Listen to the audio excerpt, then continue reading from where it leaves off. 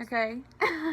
So I finally got Mom to do a video vlog with me, and this one's gonna be a little different. It's gonna be on her perspective on epilepsy, which is that she, on the count of three, 1, 2, 3, we hate epilepsy. Yes, I hate epilepsy. Ooh, we should have timed that better, but You should warn me. Okay, so we're gonna be talking today, like, just about what she went through when I was going through stuff, because I black out and, like, what do I look like, you know? What's it like? What was my life like? Etc., etc. So let's just plunge on in. So, can you tell me about the day that I got diagnosed? Do you remember anything from that day? For several months, we had noticed Caitlin every once in a while would just stare at the ceiling and kind of just look like she was out of it, just in a trance or something, for short amounts of time. But finally I took her to the doctor, and they wanted to do an EEG on her. So we took her to the hospital, and our hospital is a medical school, University of Mississippi Medical School. So there's a lot of medical students, and when they hooked her up to the EEG and saw the readout, they said, "Oh, this is classic absence seizures." And then they turned to me and they said, "Would you mind if we did this again?" Yeah, but first didn't they undo it all and then put it back on my head? I don't remember. They might have. I think I remember. They might have undone it and then read it and then asked if they could please do it again, so that the students could come in and watch the monitor where the EEG was being, There's probably put up there. Some essays out there about me. Yeah, probably. So I said, no, I mean, if Caitlin doesn't mind, I guess I don't mind. I think Caitlin was 6 years old. So she had to lay there for another little while they did it again. And from that point on, the absence seizures, it didn't seem to interfere a whole lot with her life. They just caused her some embarrassment. She would look up at the ceiling, and people would also stand around and look at the ceiling trying to see what she was looking at. And she would tell them, that she was, "Oh, don't worry about it, she was just having a seizure." But it didn't look like a seizure that anybody was familiar with. So we were all the time having to explain absence seizures. I got called a liar a couple of times because when people hear the word seizure, they immediately think of grandma. Right. And so when I was staring at the ceiling, they're like, "That's not a seizure." And I was like, you don't know what you're talking about. This is definitely a seizure. Right. So growing up, I was also really embarrassed about it, and I didn't tell people who I wasn't, like, close with.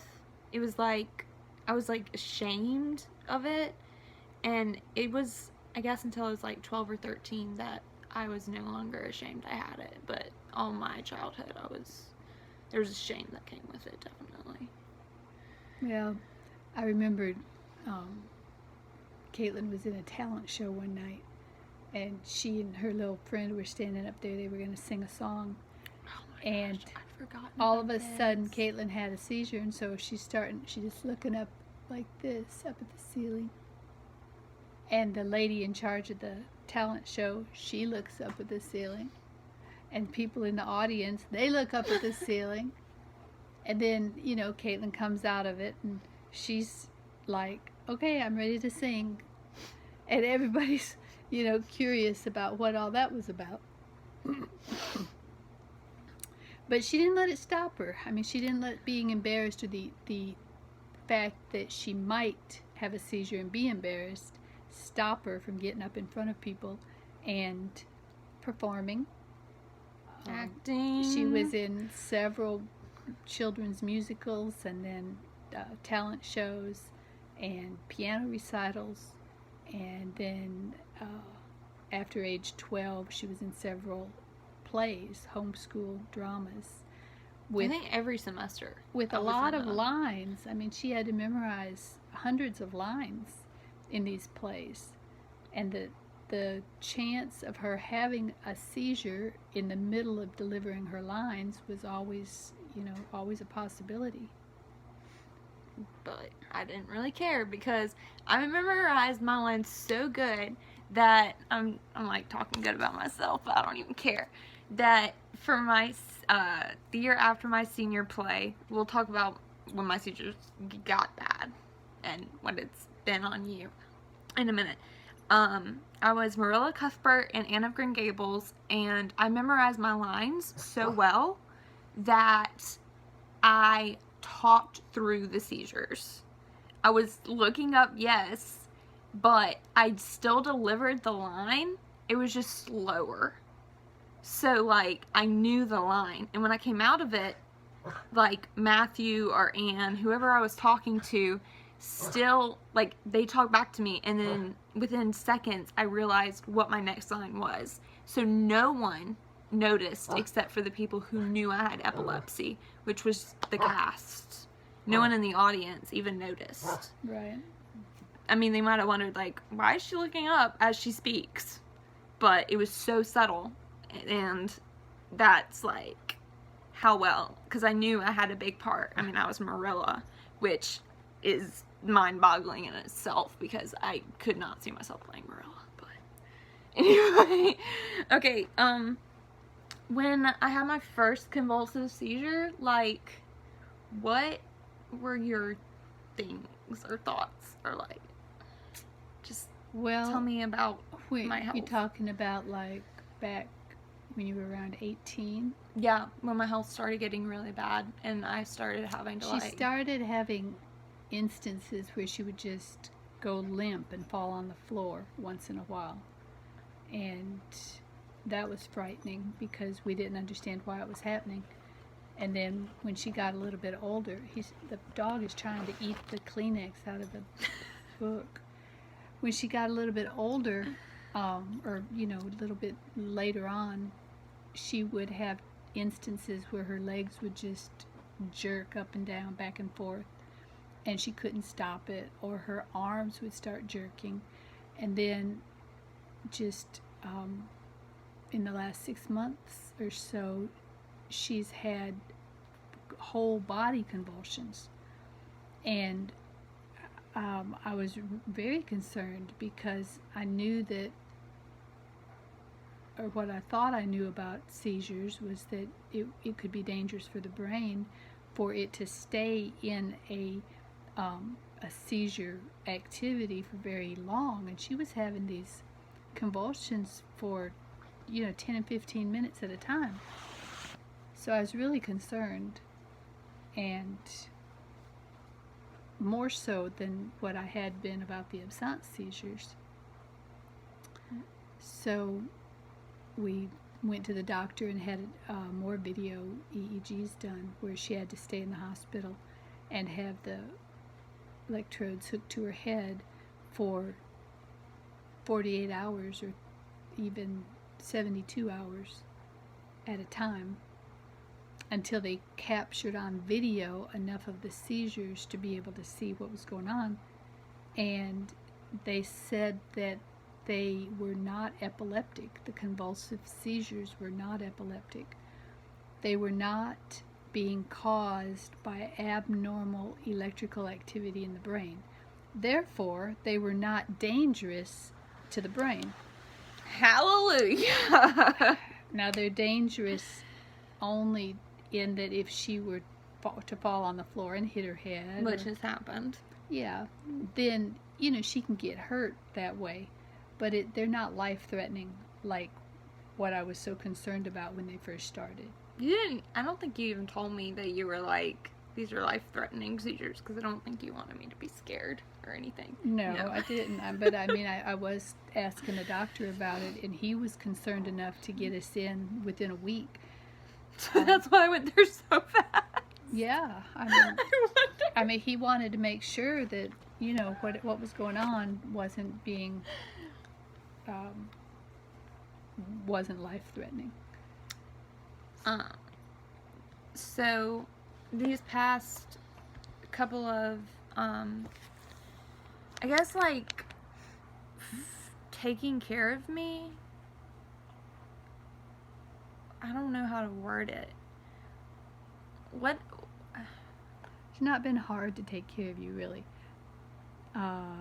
If that's what you're asking. Yeah. Has it been difficult? Has it been difficult? Because, like, sometimes, actually a lot of times, most of my times, like, she's my Uber.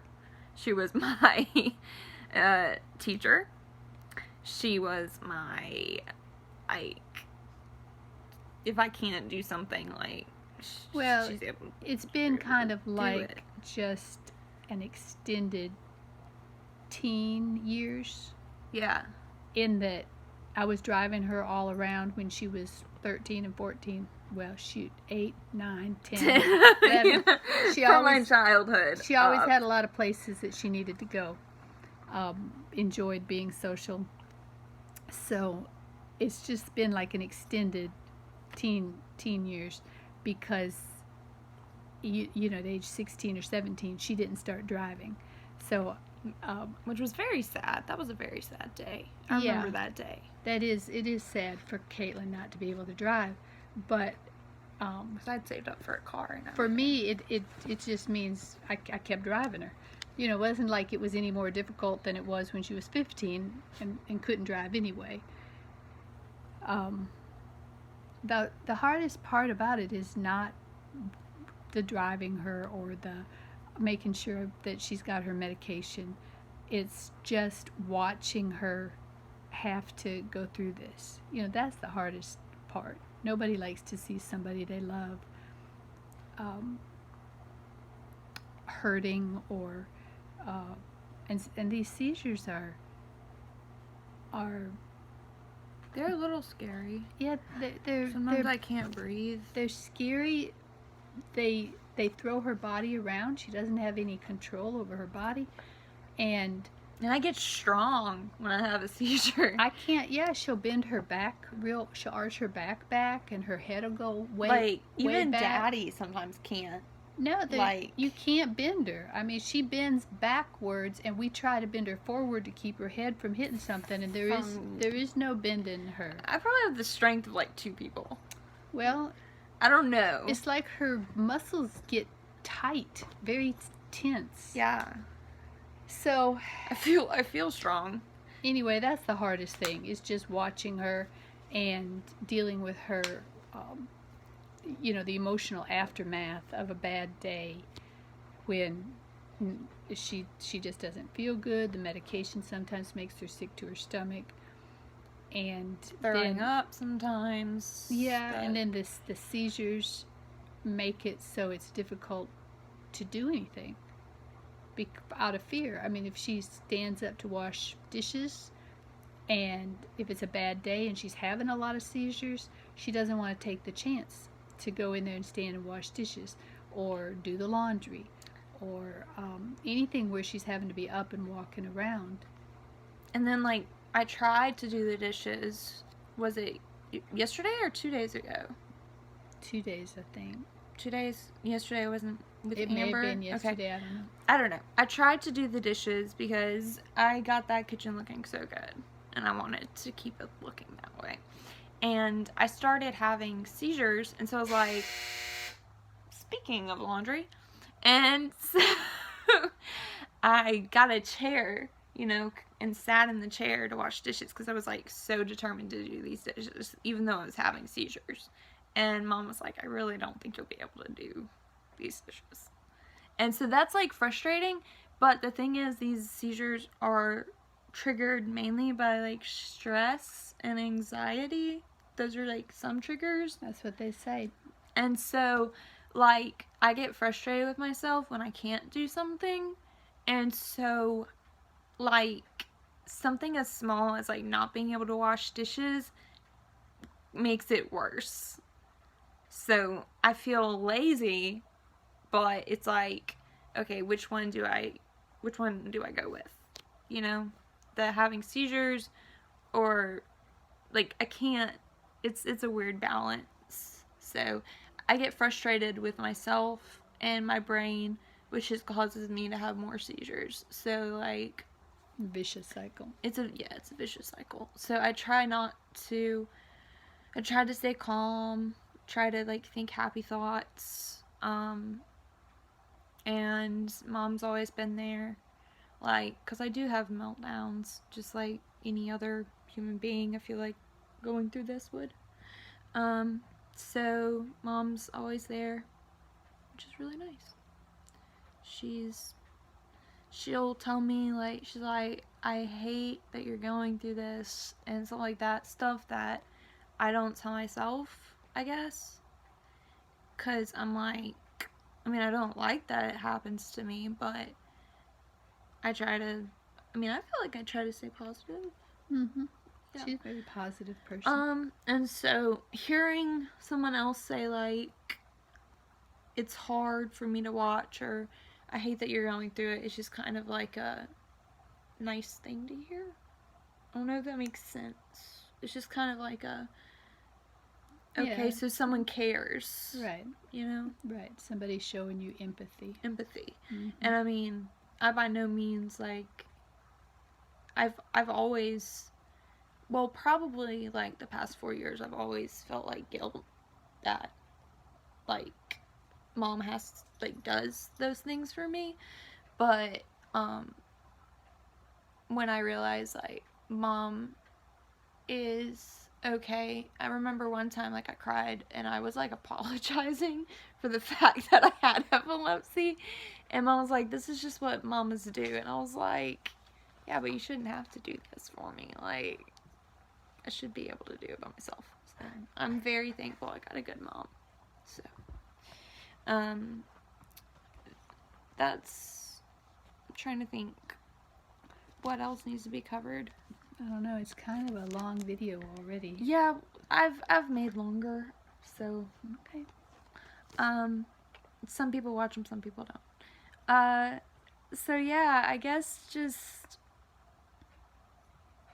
from the perspective of my mom, Dog bit my thumb. That's what I made that face for. Trying to entertain a puppy over here on the side. Come here. Get up here. Come here. Anyway, Come here. I guess we can end it on a good note. See? This was supposed to be my ESA, emotional support animal. As you can tell, he's very helpful. He's not very well trained.